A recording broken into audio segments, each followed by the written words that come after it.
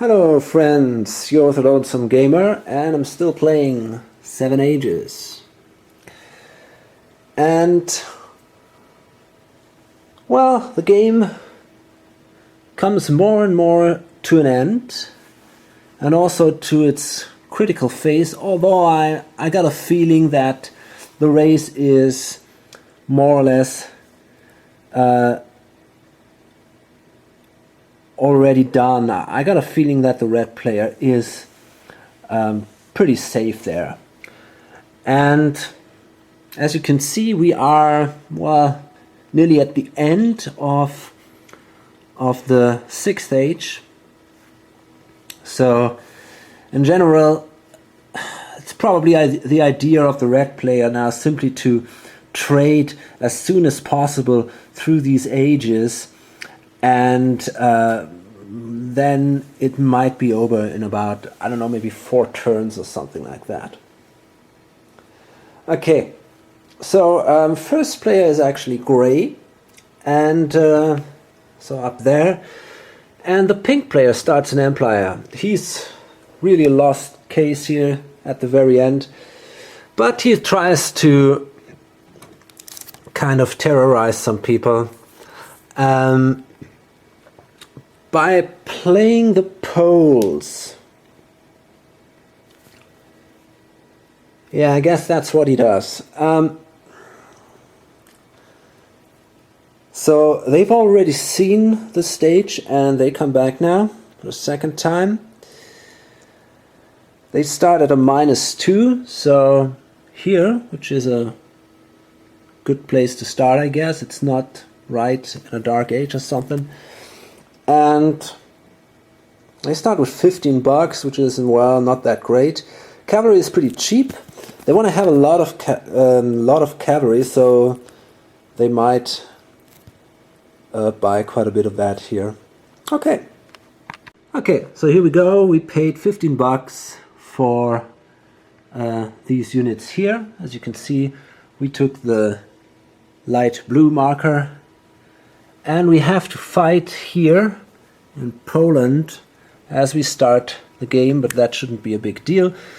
We have, well, okay, I mean, that's pretty ridiculous. We have 15 and +3 because it's a +1 frontline value. On the other hand, in the forest, we all take a modifier. I think cavalry in the forest is 1 less, if I'm not mistaken.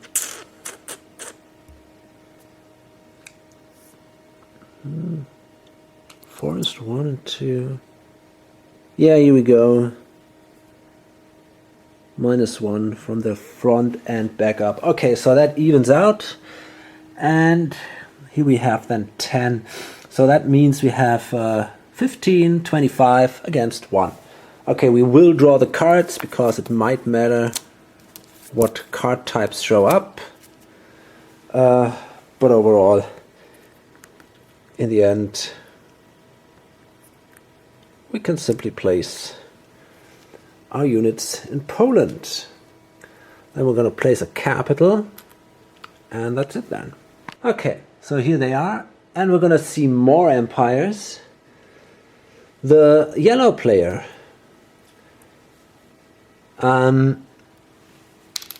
he's going to start the Norwegians. And they also were there, for a very short time, but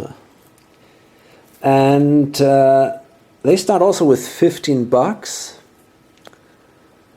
Initial ships cost 3, convert Vikings and Danes in starting area. 2 income per tundra during production. Count tundra and harvest glory. And it's now interesting to see, they want to have oil, but from what I know, this only counts in age 7. Then they can gain points from oil.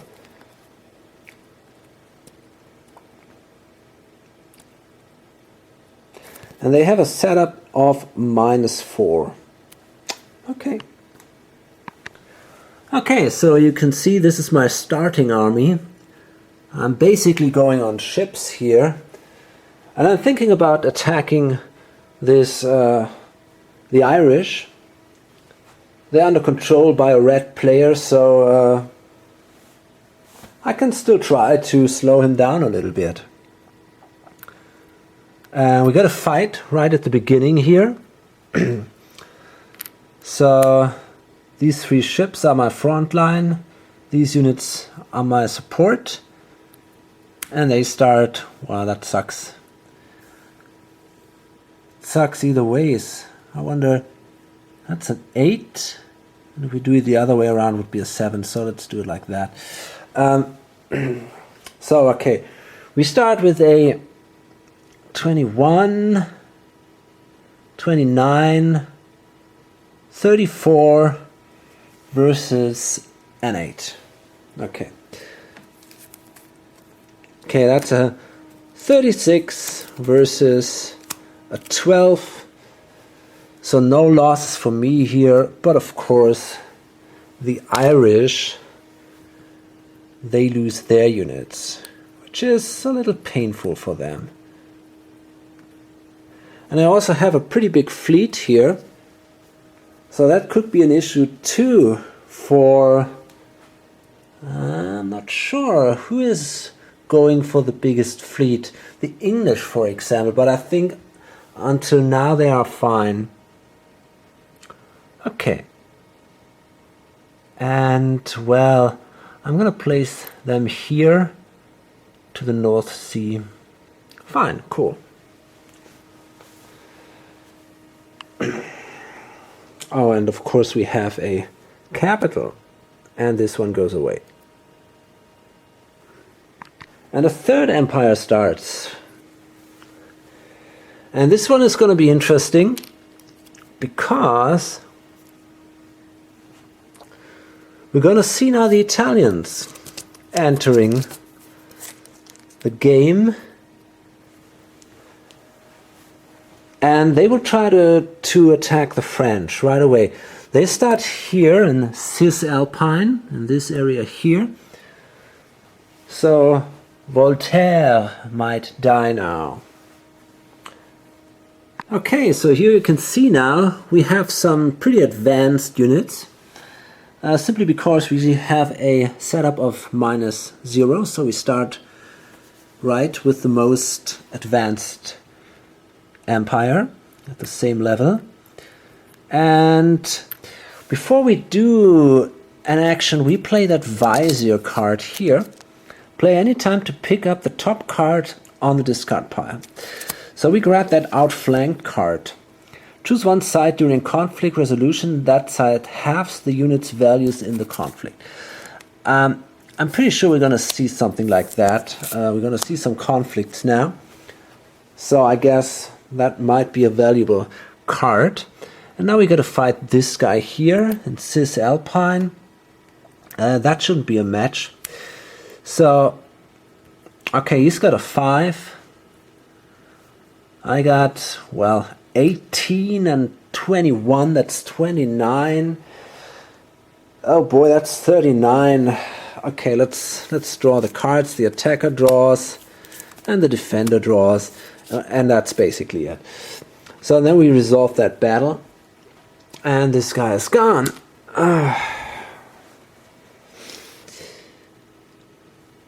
And that means we control now Cisalpine.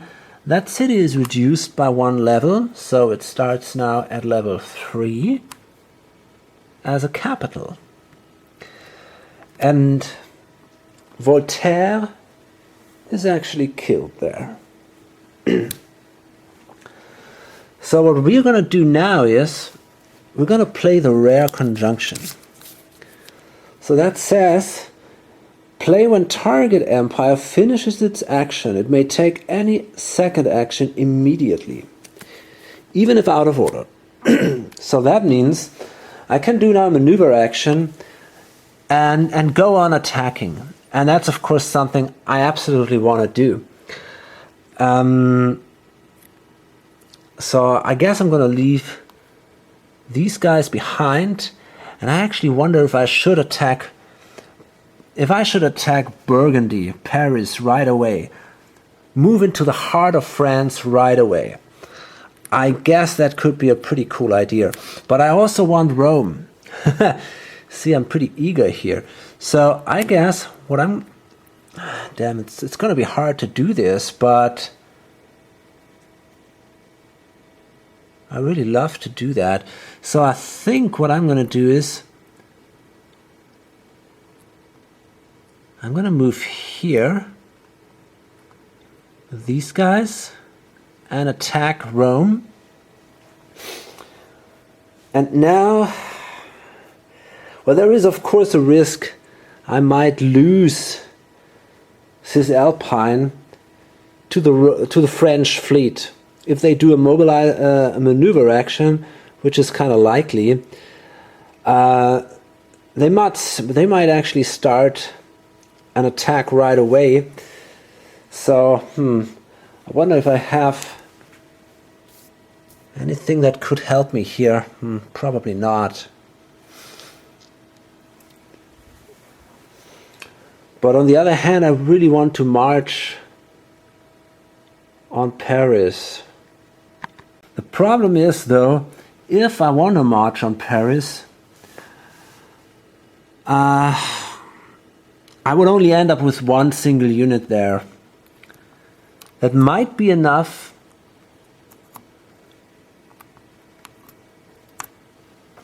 to destroy the city.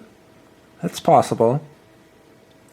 Let's see what level the city is. This is actually allowed. I cannot inspect the... that's only a level 1 city. So even if they can produce, they cannot place too many units there in the next turn. So, I'm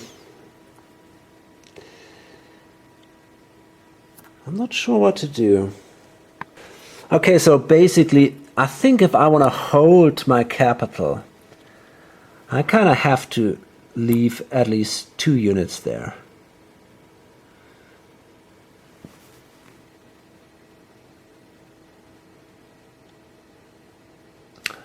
I mean, they got that ship here.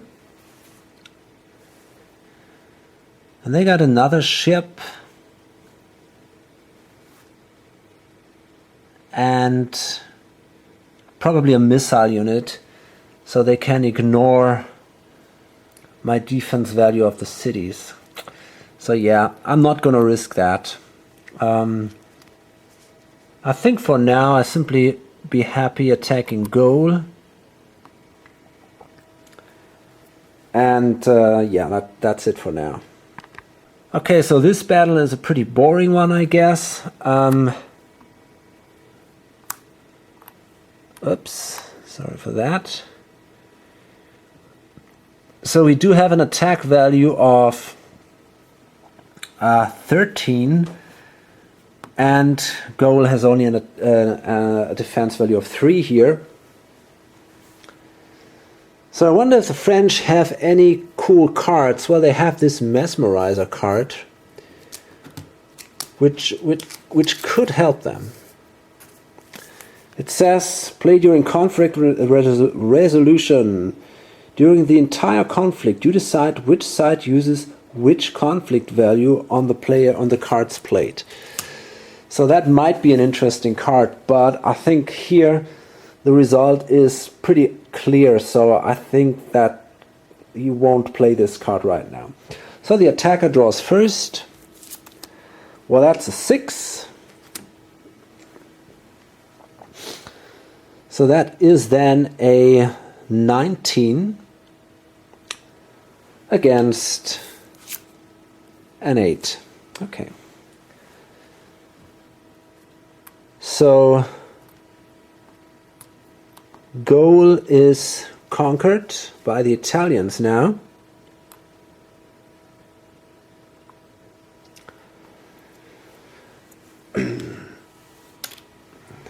And then we see here Rome. And that's now really painful for the French that they lose this, or that they might lose it, because it's really a big city. So that produces a lot of income.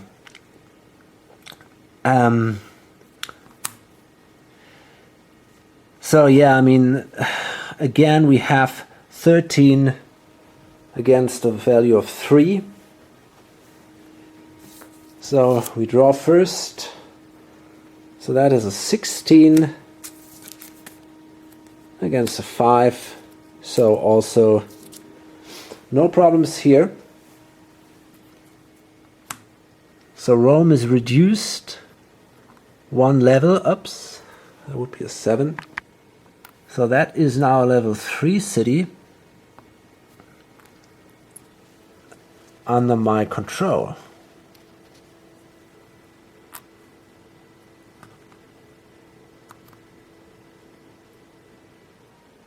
So the Italians finally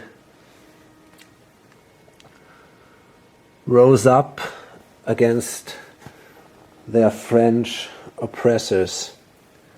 It's kind of fun because, well, first the French killed the Romans and now the Italians come back. I like that part of the story quite a bit. So that's now the end of the Start Empire phase. And now we come to the production phase. And the United States, they want to do a production action. And I wonder if we have some bad cards somewhere.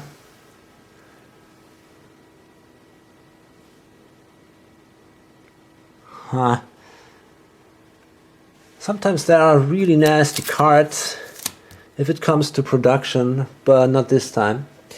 So the United States, pretty sure they earn a lot of money here because, well, let's see, 1, 2, 3, 4, 5. Okay, that's 5, 6. So that gives them $12.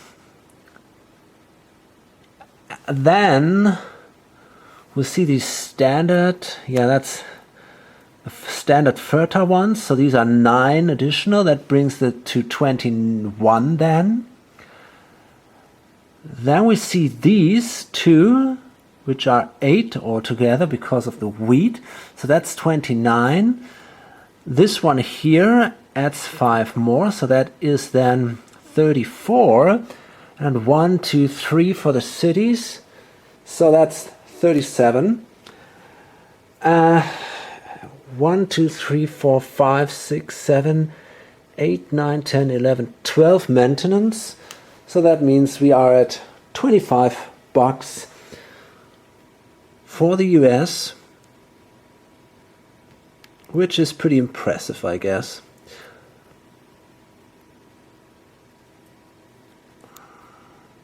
There we go.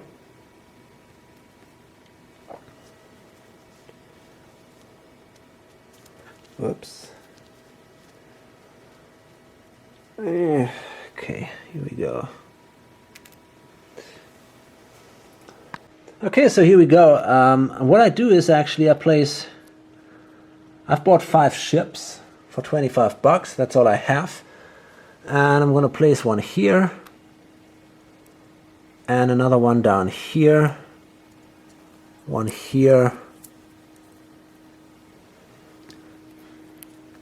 And there are no ships of the line left. So I'm gonna place a few more ships here. Okay, so that was basically my production action then. Okay, yep.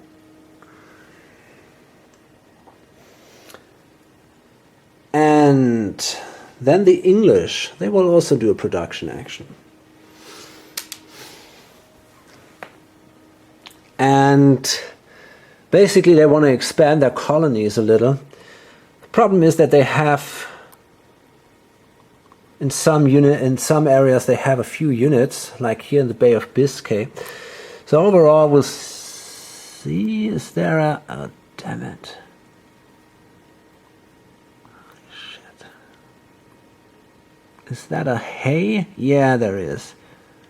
Okay, a wheat. So what does that mean now? Well, that doesn't produce anything anyway because of the disorder marker there. There was a disorder marker, wasn't it? Yeah. Magellan was definitely not an English leader. So, no income from England.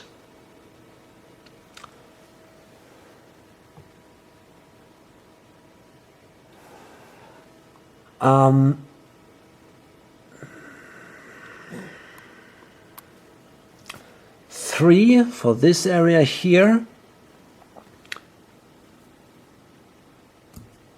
6, 8, 10, 15. 16, 19 for the cities. Okay. So we have to pay 1, 2, 3, 4, 5, 6, 7, 9. So it's $10, which is fine basically. Okay, so the English want a big fleet, and because that gives them victory points, as you can see here. So they purchased 2 more ships. They cost only 3, and then these 2 units. And well, I think I'm going to place one of these here. Another one of these units here.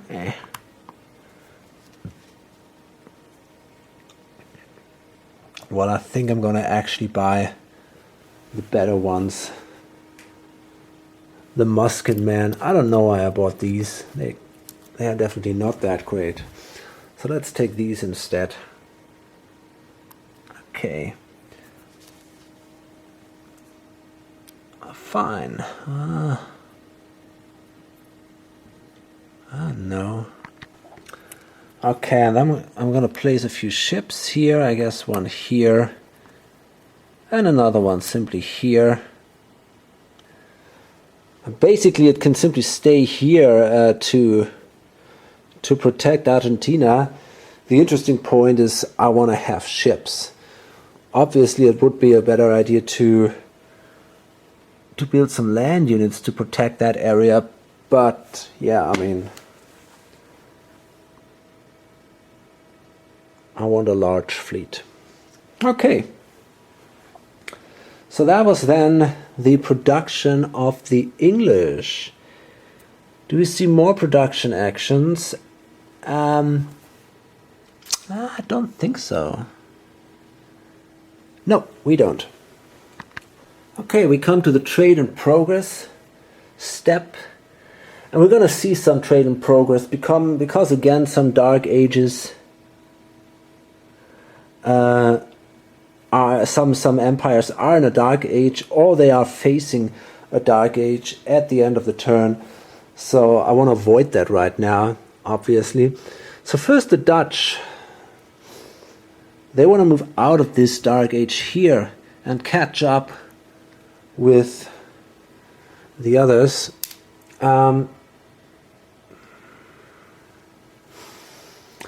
So I guess the gray player would try a 6. He's got a +2 modifier, and I think he's going to trade with the Irish, because the Irish have a -1 if I'm not mistaken. Yeah, no, they have a +0 actually. Is there anybody doing worse? Maybe I can actually reach 1, 2, 3, 4. Yeah, I could trade with the Armenians. They pretty much suck. Yeah, they have a -1 modifier. Okay. And obviously, the pink player knows that, and he also doesn't want to move on with the Armenians because he wants to discard them at the end of the turn.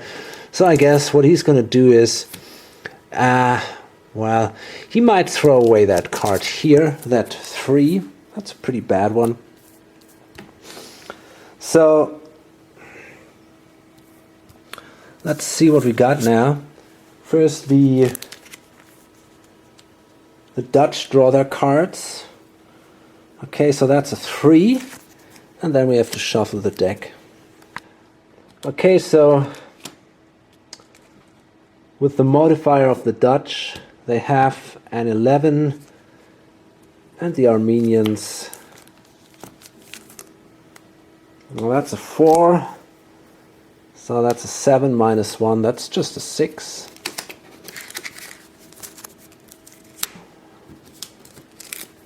So that means that the Armenians get now this card, and that's now something that the Dutch will get. And they are allowed to move 2 spaces ahead. Yeah, it's now really hard to say. I mean,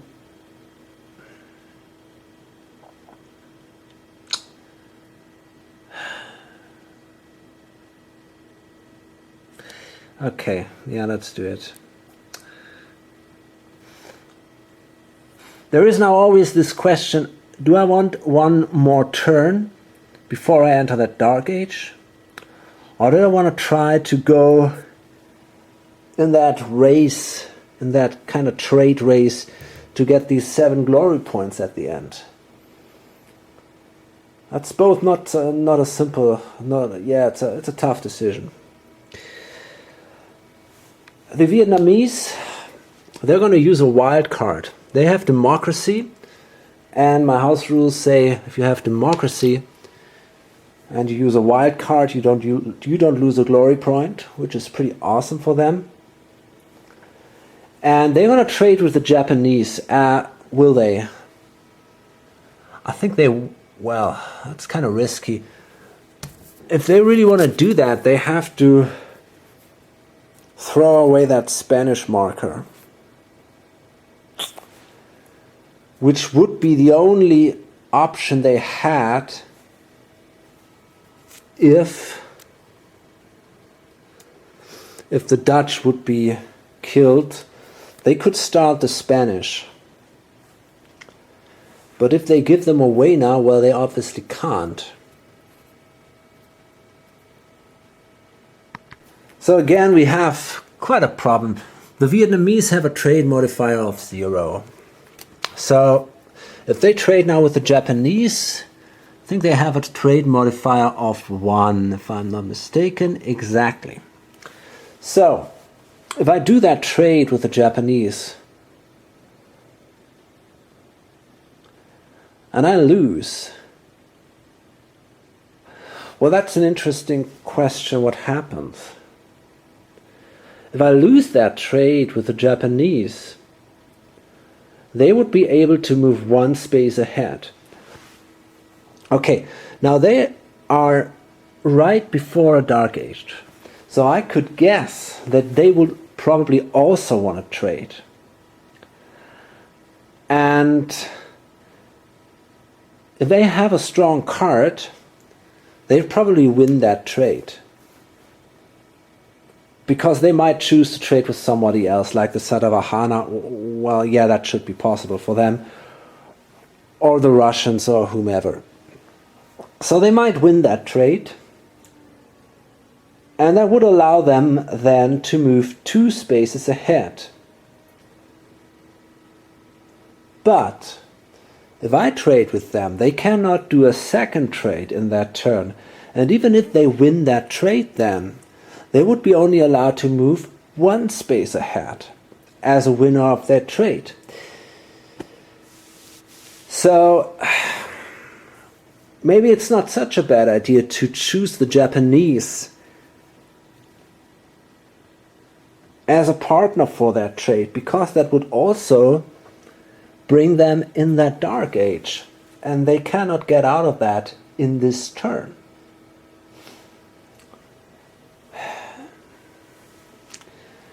Now I still want to hold on to the Spanish because I don't have a good feeling. There are the Norwegians, there are these Polish people. They could easily wipe me out, I guess, probably. So the Dutch are not too confident if it comes to their survival. So I guess I want to hold on to a good empire that I might start right after. So yeah, what I'm gonna do is, well, I think I'm actually gonna play the Habsburgs. I'm gonna play that 4. I know it's not a good card, but I don't know what else to do. So, and then it's obviously the Japanese. Let's see what they have. They could play that one, a 7, which is awesome. And they're gonna do that. But on the other hand, I mean, they also know that we'll only bring them 1 point. And they want to trade with the Zimbabweans too. So, hey, maybe it's a better idea to hold on to this card. But then, on the other hand, they don't want to let the Vietnamese win that trade. That's all pretty complicated here. Huh. Oh boy, that's not a simple decision. Okay. I guess I'm gonna go for that. Damn it. Okay, I'll make it odd or even. I don't know what to do here. So, let's see. Odd is the 7. Okay, so that means they're going to throw in a 4. Or maybe only a 3, I guess. Yeah. Okay, so that means it's going to be a close one. Yeah. The modifiers make it even, and so who draws the higher one? The Vietnamese, well, they end up with a 4, which is not bad. The Japanese, okay, that's only a 2. So the Vietnamese actually managed to win that trade, which allows them to move ahead. 3 spaces. That's definitely a good one. To 3. On the other hand, they will end up in a dark age right away at the end of the turn. But still, I mean, they made that kind of leap, which might allow them in the end to gain these 7 points. On the other hand, there are still the Japanese following right behind. And the gray player also now doesn't have really cool cards anymore.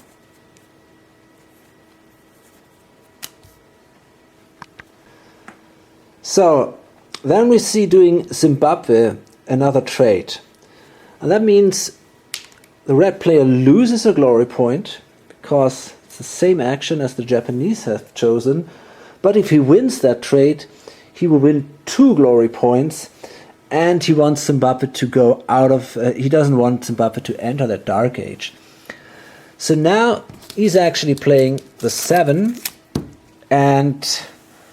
well, basically... I wonder with whom he wants to trade. Possibly with the Armenians. With their -1 trade modifier. I think that would be fine. No, wait a minute, that's not possible. You cannot choose the same guy twice. So they're going to trade with the Satavahana then. You can also count, of course, these C spaces when it comes to the trade. So, yeah, the Satavahana also have a -1 trade modifier. And they don't really want to win that trade. It's... well, actually, they want to lose that trade because otherwise they would end up 1 step ahead and that would bring them into a dark age. So, oh gosh, the worst card they have is these... oh, shit. Yeah, that sucks. Okay, so they will play this card. Basically, they would like to keep it, but they don't have another option, which makes sense in this case. So, let's see. The Zimbabweans, that's a 3, so that's 10 overall, -1 is a 9, and the Satavahana, they end also up with a 3, so that's a 6, and that's a 5 then, -1. Okay. So that means now that the red player gains 2 glory points for winning that trade with the Zimbabweans, and they can move now 2 steps ahead because the Satavahana were less advanced. But they managed to leap over that dark age here. And then we see another trade in progress done by the Russians. They are, well, where are they? I don't know. Here? No, I don't think so actually.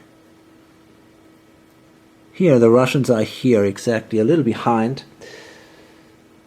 So, well, they can now play this card again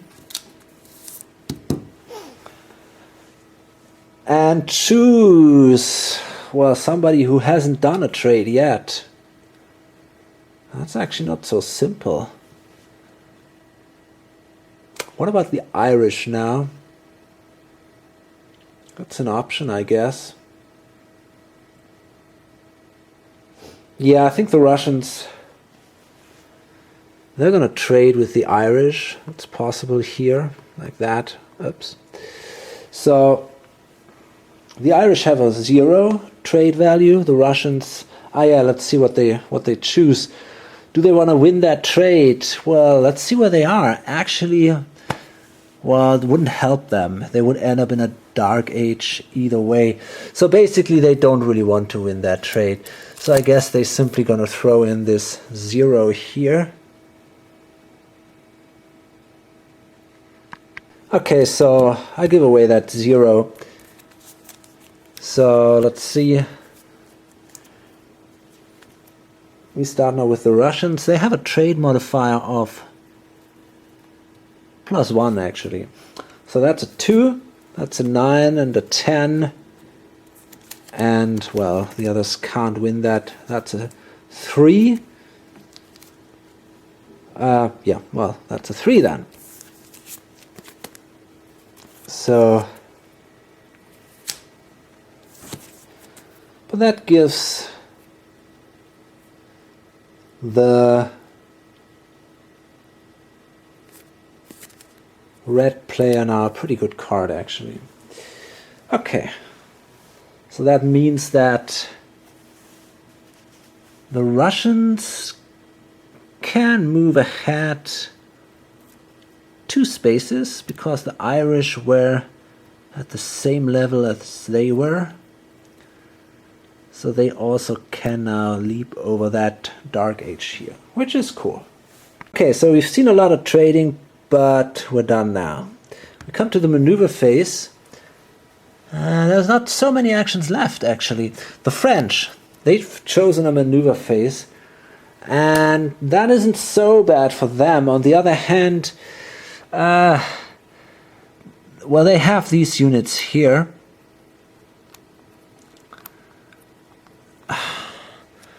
The problem is they have to leave 1 unit behind. So they could do an attack, leaving this guy behind. And, well, trying to attack, maybe the Italian capital right away. It's pretty risky, but they could try it anyway and get rid of all these problems. They could also, yeah, but they cannot move to France because all the seaways are blocked. But there is actually a rule that allows you to move through ships if you don't end up in a land territory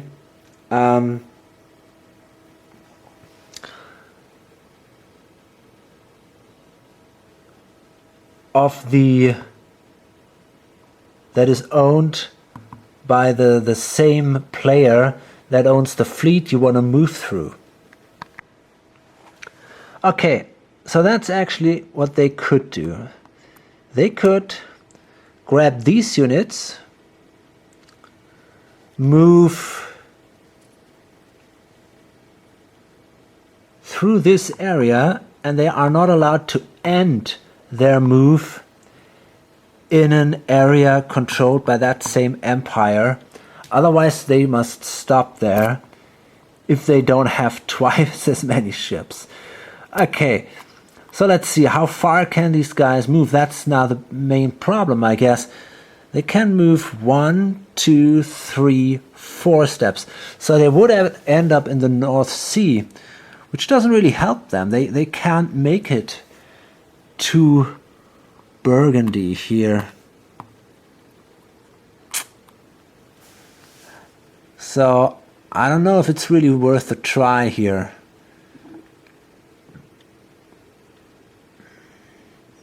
Okay, so I decided to do the following. I'm gonna attack Gaul. And I'm gonna take one of these units from Burgundy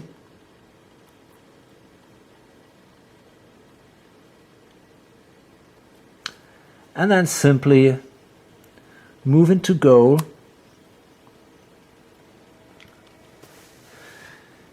and hope for the best.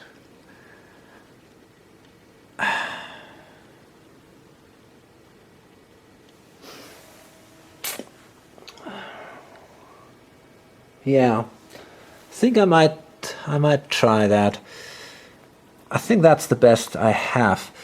So we'll make an invasion of Gaul with these 2 ships from Carthage. One of them transports this defensive unit here. And these guys move here. And then I can take that ship from Egypt, 1, 2, 3, 4. And that also can move to Gaul then. So that's looking now pretty good actually. And that means now we would have here a 12, 19, that's a 24. We have a defense modifier of -2, so it's a 22 because of the invasion here. And this guy only comes up with that's a 6 and a 7. So that is a 13. 22 against 13. But that's not the end. Now actually the Italian player is going to play that outflanked. Choose one side during conflict resolution. That side halves its units' values in the conflict. Okay. So that makes it more interesting now, because now they have only 11 against 13. So that's a pretty open combat now with better cards. And now actually the French still have this mesmerizer card. Play during conflict resolution. During the entire conflict, you decide which side uses which conflict value on the cards played. So now you can look what cards are drawn, and then you might still play that card. So the attacker draws first, and he's now actually 2 behind. He only has 11, while the defender, the Italians, have 13. Oh boy, that sucks. But that's on the other hand pretty good, because he can play that mesmerize card, and in that way this card might become a powerful card. Now let's see what the defender draws. Okay, that's also only a 1. So in the end that means now that the French have lost all their units,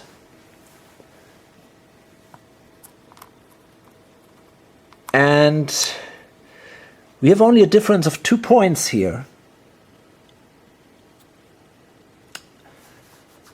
So that means that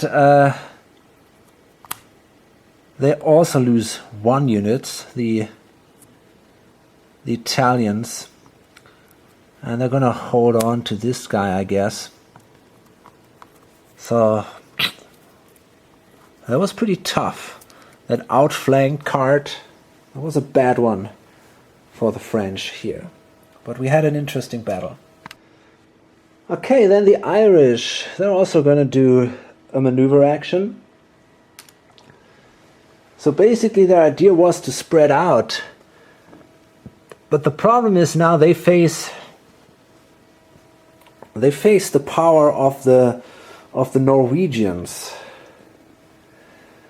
And that is indeed a problem because, well, on the sea, they're no match for the Norwegians with their cruisers. So I'm actually thinking about moving back in the ports and hold on to these 2 points for Britain. It's a little painful, but might still be the best I can do. So I think that makes probably the most sense. Okay, so what I'm going to do here is I'm going to move, well, I guess this guy here and these units here. So they won't be destroyed by the Norwegian ships in the next turn. And I can better defend these 2 British areas. It's not great, I know, but not sure what to do otherwise. I'm pretty far from getting these cool ships. Now my technological disadvantage makes me a lot of problems here. But okay, can't change it right now. Yeah, I think it makes more sense than any aggressive move here. Okay.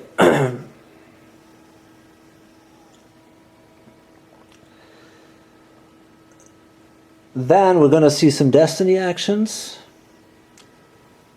But not too many actually. Only here by the Satavahana. They're going to play a Destiny action. Let's see what we find. Some good fight cards would be fun. So maybe that Barracks Revolt. On the other hand, it's not great. I think I'm going to discard that one. On the other hand, it's the Industrial Revolution. Well, we don't want that. So 4 cards. An Earthquake. Well, that might be fun.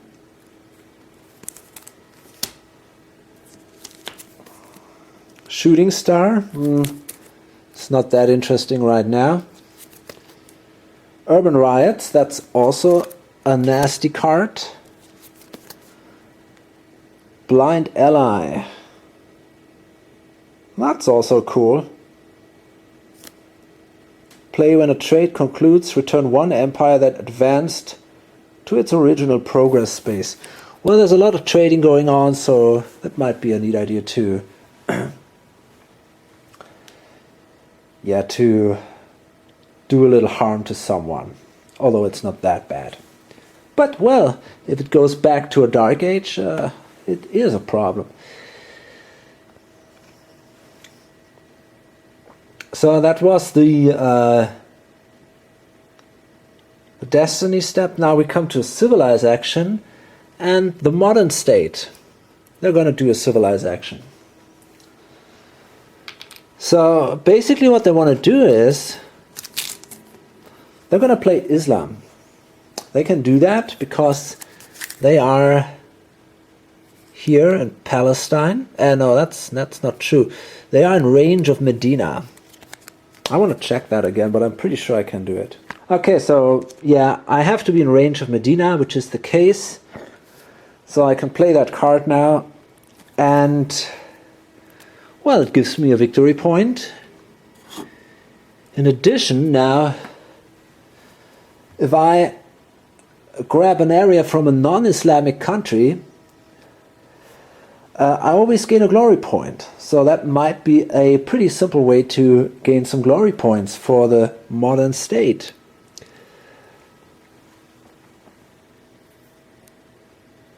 Okay, now let's see if we got something else. What is that rebellion? Doesn't sound great.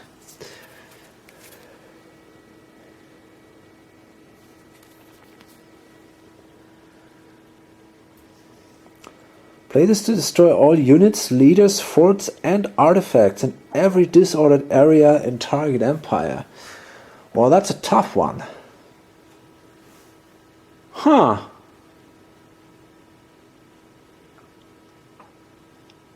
Yeah, that's not a that's a nasty card.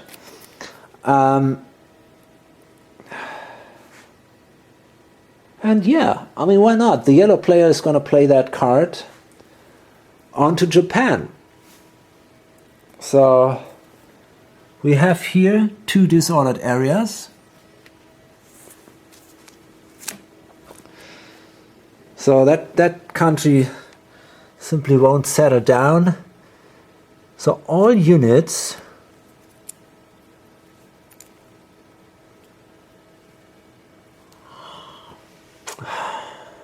actually, I wonder if it makes sense, because that means that the disorder will go away. But on the other hand, at least during that turn,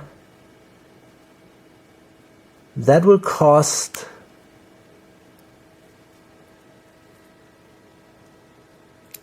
a few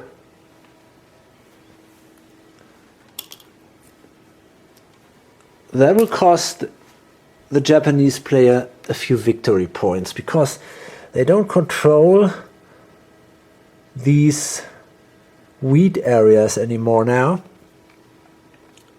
And they also, this becomes actually now a neutral city. So the Japanese don't have a capital anymore. And I'm pretty sure I don't like that. Well, yeah, that actually slows the red player down quite a bit. That rebellion. I haven't checked if they have something to cancel that, but no, that's not the case. Okay, so that was then. Can they play any other cards? What about universal suffrage? Okay, so that's kind of cool. They can play this universal suffrage card onto the French. No, they can't. Yeah, that sucks. I thought they were, for some reason I thought they had democracy, but they don't have that. So I cannot play that card. The empire needs to have democracy, or against also socialism or capitalism, but they don't have that, so it won't work. Which is sad. So no more card plays here. We can promote a leader for the modern state. That would be a builder. Yeah, we can only pick once, so well, it's a little hard to decide where to place that guy. I think I'm going to place him here in the capital, so I can actually then level this up to level 7 if it should happen. So I could adopt a religion or a government. Well, okay, I'm already Islam now.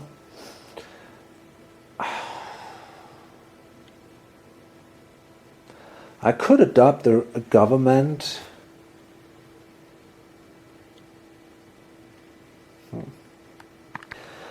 Well, is there anybody who has a democracy? The Dutch have a democracy, the Vietnamese have a democracy,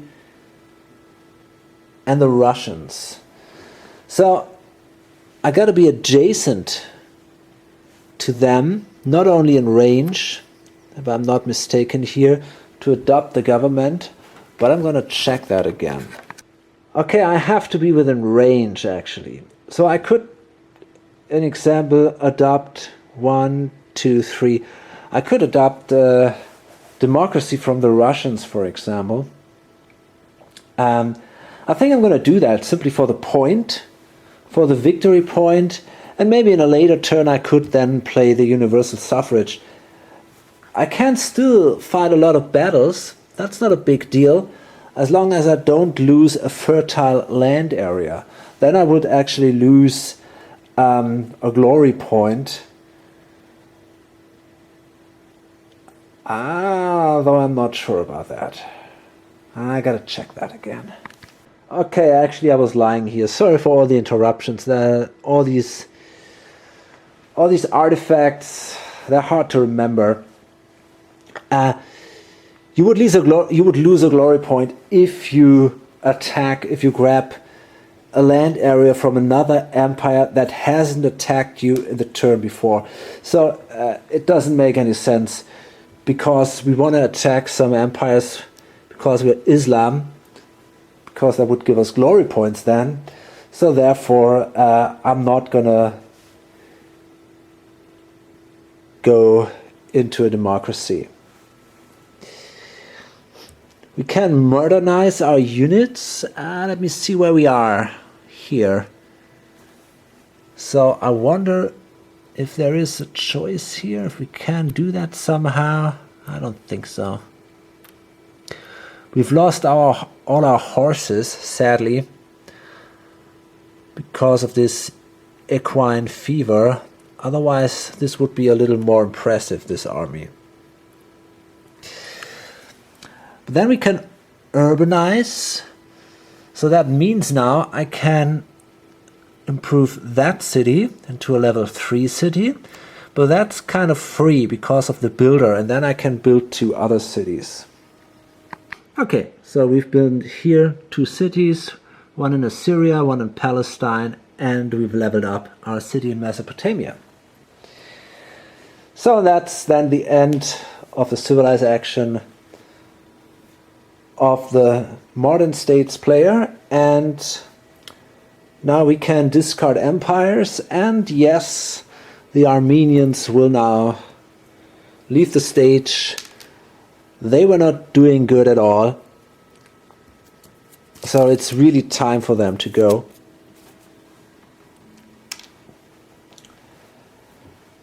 Okay, there we are.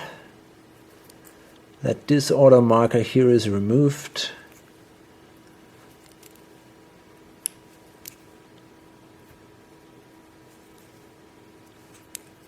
And the capital is changed into a neutral one. Okay, so the appearance changed a little bit here.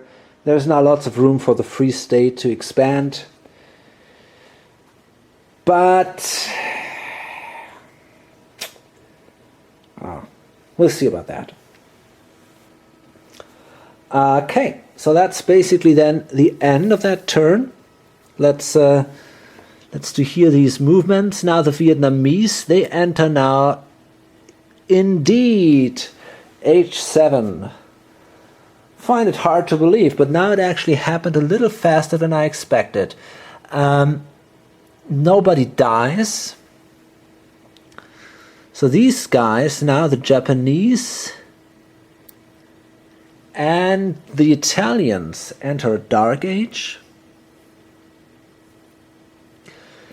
And so does the modern state and the Norwegians. That's not a good way to start. Now the French, the US, and these guys. Oh, who are these guys? The English. Now they enter H6. So what does that mean? That means that Newton dies. Oh boy. There we go. And it means that Jefferson dies. Okay. Okay, then these guys move on. The Irish enter Dark Age. And the Armenians are gone. Okay. So, now we come to the Harvest Glory step, and it's going to be damn interesting. This is going to be... This could gonna be a close race. I really hope it will be. Okay, the United States. So they are not in a dark age. Number 2 for the Americas. Nothing for being the biggest seafaring nation. That sucks. They might be the biggest Christian nation. I'm pretty sure they are. Let's see, who else is Christian? The English. Wow, they control only 2 areas. Wait a second, 5 or something like that. Who else? The Dutch. Okay, forget about the Dutch. The Irish are also not good anymore. No. So that's clearly the Americans. So that gives them 4 points. 4. Okay. The Dutch. They are also not in a dark age. So they gain 1 point for their homeland. And 2 points for having the most artifacts. So these are 3 more points. 1, 2, 3. So imagine now this would be a plus 200. And the Vietnamese, and they are in a dark age. That sucks.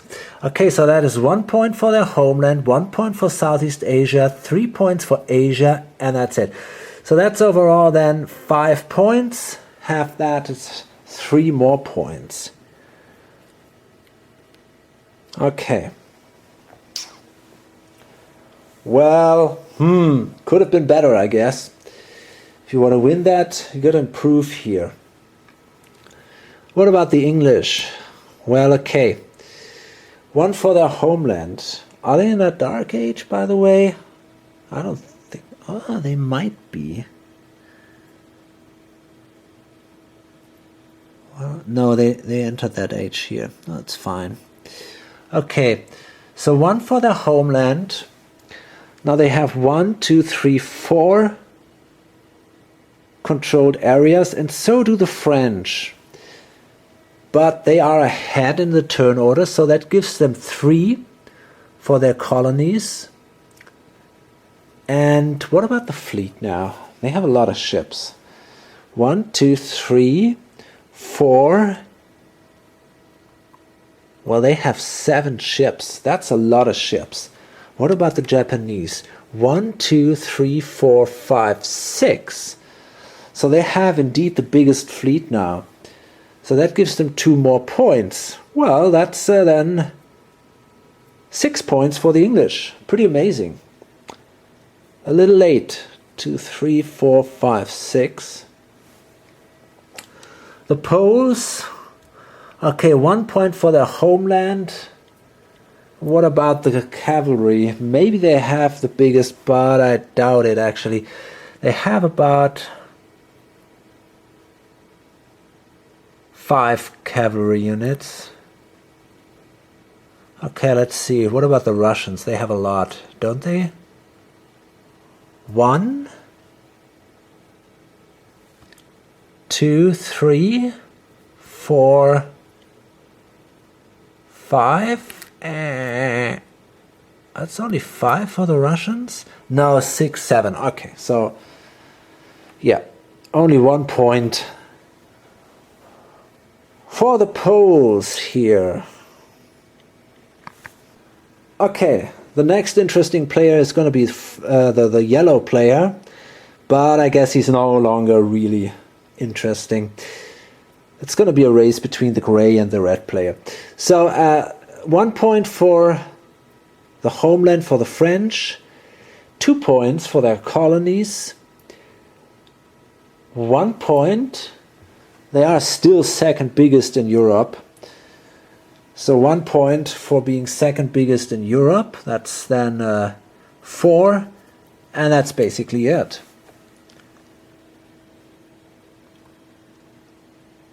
And I'm pretty sure they're not in a dark age. No. So 4 points for the French. The modern state gains 1 point for the homeland, and that's it.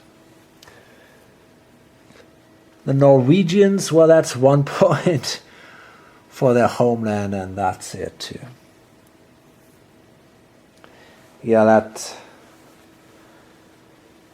was a real downfall for the yellow player. A few turns ago he was the star, but now, well, there's not much left of the glory. But the red player, I think he's still doing pretty good, although the Japanese are a little bit in trouble now, and the Irish are also not that great anymore. So it's going to be really interesting. Zimbabwe, though, is, again, with 3 points, a really useful and very reliable empire. The Irish, okay, they control Britain and their homeland, so these are 2 more points.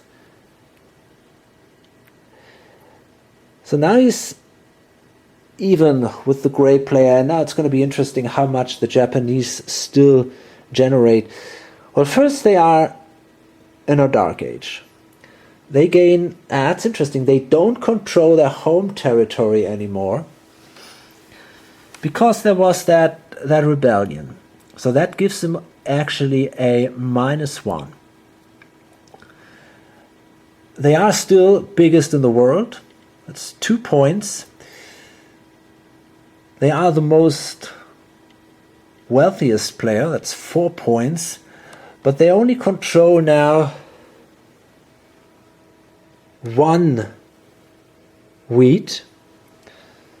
So that means that's only 5 points for them. -1. So that's only 4 points. And because they are in a dark age, it's only 2 points. So actually the grey player really managed to catch up here. That is now pretty amazing. I just wonder, yeah, it will take some time to trade through this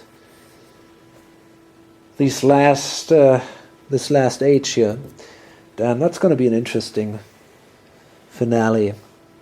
Okay, finally we're going to see the green player. It's not that interesting anymore. 3 spaces for the Satavahana, or 3 points. 1, 2, 3. The Russians, well, these are, wait a second, they are no longer in a dark age. So that's 3 points for the Russians. And the Italians, well, they are number 1 in Italy, but that's basically it. So 1 point for the Italians here. Okay. So overall, well, it was a nice turn. The Italians, the Norwegians, they might be interesting. The Polish, I don't know. The Polands, they are kind of weak, but maybe they managed to wipe out the Dutch. I mean, nobody knows. And that will be then probably the end of that close finish. If the Dutch should die, but we've seen that crazy things can happen, like the Japanese might be taken simply away from that guy or something like that. Who knows? We have here 2 disorder markers in Japan now, but as far as I see it, there is no one with a new dynasty card. Okay, anyway. So, I hope to see you in the next video or on lonesomegamer.com. Bye.